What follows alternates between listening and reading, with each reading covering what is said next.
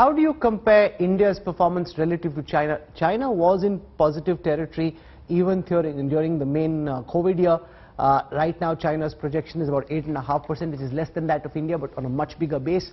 How do you see China pushing back out of this pandemic in comparison with India, Dr. Gopinath?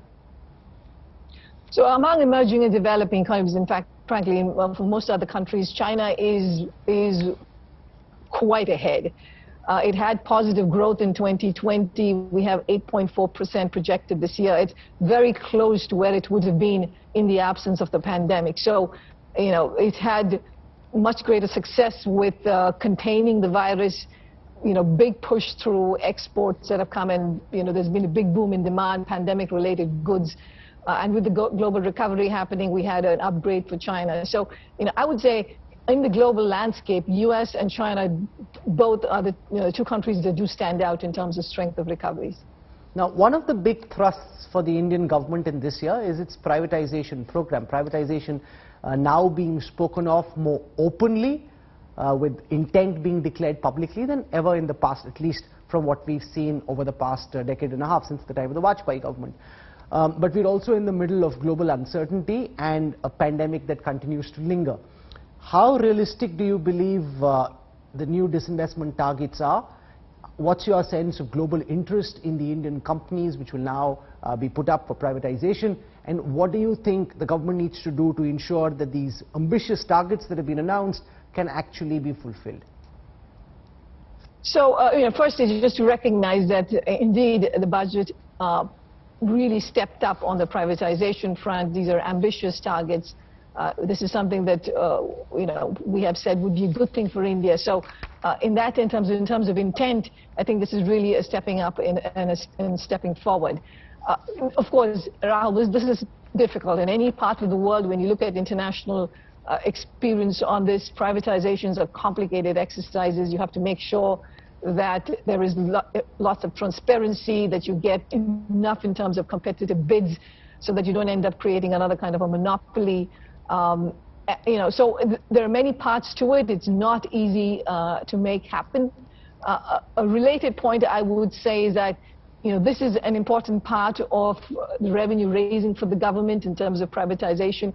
But just given the challenges, I think we would also emphasize that it's important to do more in terms of the other forms of revenue raising, which is through more effective GSC implementation, in terms of you know, removing subsidies that get wasted. So all of those would also be required to go along with privatization, just given how challenging it is to accomplish this. What's your best sense, Dr. Gopinath, about the manner in which the Indian economy is being administered and steered in these turbulent waters?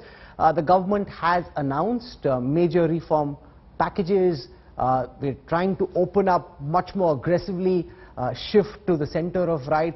Whereas earlier the government was more conservative in the center, veering towards socialism and welfare. Now there's a visible shift. How is that being perceived worldwide, and what are you making of what the government is signaling?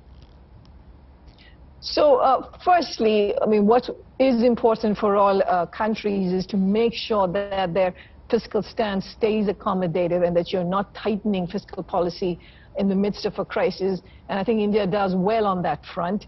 If you look at the budget, you know, relative to 2020, it is doing, it remains around the same, so it's a neutral budget stance, which is good, and there's not tightening happening. So that's the first thing. The second thing I would say is that, you know, there was still in a crisis. The emphasis on the budget was mostly on capital expenditures. I think it's important to do some more on revenue expenditures, about 0.5% of GDP, for instance. That would be used for income transfers, in-kind transfers to those who are getting hit very hard in this pandemic. Those measures were withdrawn last November. I think it's important to extend it, spending more on education to reverse learning losses. So that is very important to get back a stronger recovery. And also what we're seeing right now, just in terms of the second wave and the large number of cases, is very important to have that done. The other piece is, yes, a lot of reforms have been announced in terms of labor market reforms, in terms of farm laws. Again, a lot depends on the implementation. I would just flag one more area where, you know, more will be needed, which is in the financial sector. You know, as you come out of this crisis, non-performing loans are going to go up.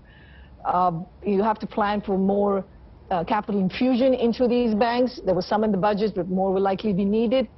And also to prepare for how you're going to deal with the restructurings of non-performing loans. Because credit growth, while it has come back from its depth, it's still weak, and that could be a major headwind.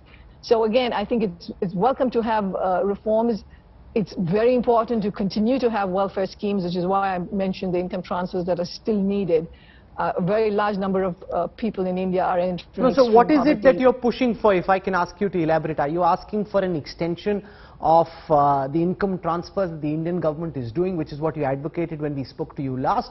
Or since that is now seeming to be philosophically opposed to the government's approach, where they want to spend more money on infrastructure development rather than income transfers, are you suggesting that the welfare schemes that are continuing and the money that's been made available should be continued to be given to beneficiaries in the coming year?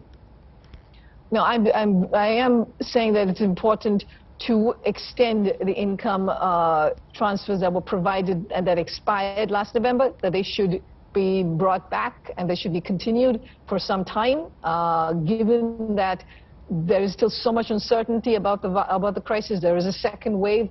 I think it's very important to provide those support measures. And capital expenditure is good. I think it's very welcome. The emphasis on health and public infrastructure is very welcome, but some more has to be done even in terms of providing incomes and basic livelihoods in this crisis.